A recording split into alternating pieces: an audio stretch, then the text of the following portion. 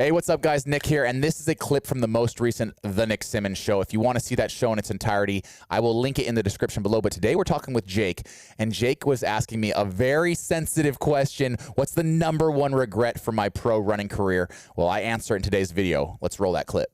Well, what's your question? Well, I actually have I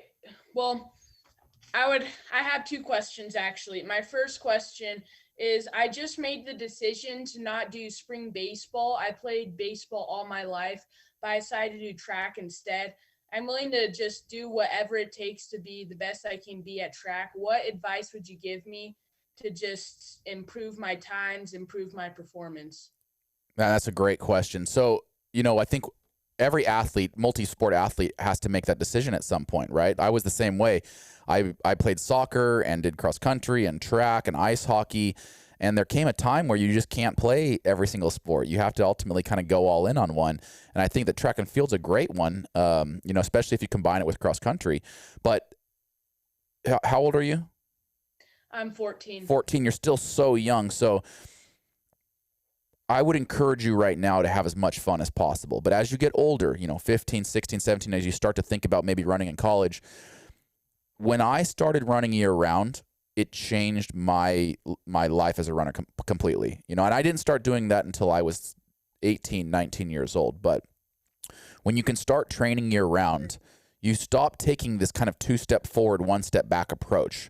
Like in high school, I didn't run in the summers, I didn't run in the winters. So I'd get really fit in cross country and then lose a lot of that fitness throughout the winter. And then I'd get really fit in track and lose a lot of that fitness through the summer. So once I started training year-round, and by year-round I mean, 48 to 50 weeks out of the year, because you do need to take breaks occasionally. But you're really just continuing to get better and better and better rather than having that kind of start-stop. So as you continue to go invest more of yourself in this sport, as you continue to train closer and closer to year-round, I think you're going to really start to see massive, massive improvements. Are you running cross-country? Yes, my team is just great, the coach, and you might have heard of them. Mountain Vista High School. They ran Great program. Quite a few years. Yeah. But my other question is, you've had an amazing career, obviously, as a runner. Thank you. But what was one thing you wish you could go back and change? What was one regret?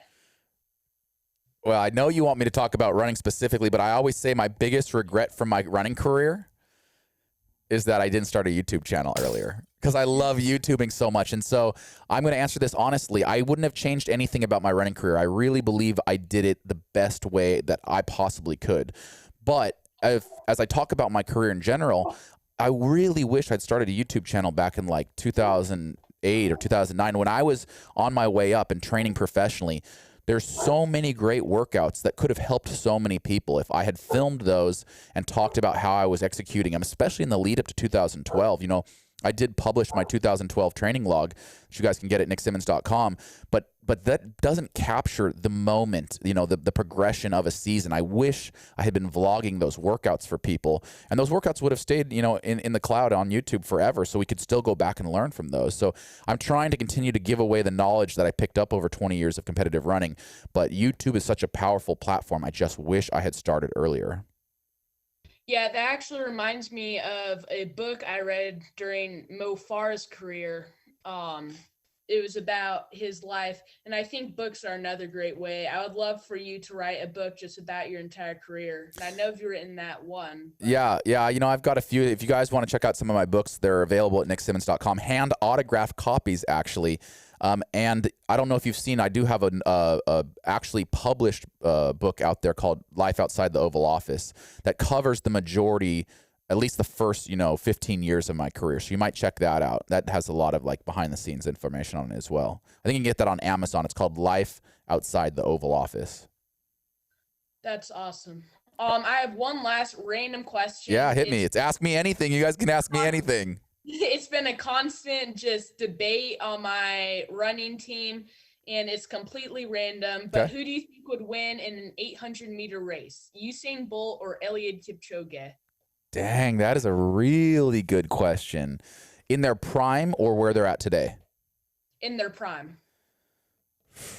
I'm going to say Kipchoge because he has a phenomenal mile personal best. Like, So in his even when he was running his marathon, I think he could still throw down a phenomenal mid-distance performance. Whereas, Usain Bolt, I mean, he didn't even run the 400 there towards the end of his career much. So I think he would have really struggled with the 8. I'm going to go with Kipchoge on this one. I believe in speed from strength. All right. All right. Thanks, India. Thanks so much for talking and taking questions. My pleasure.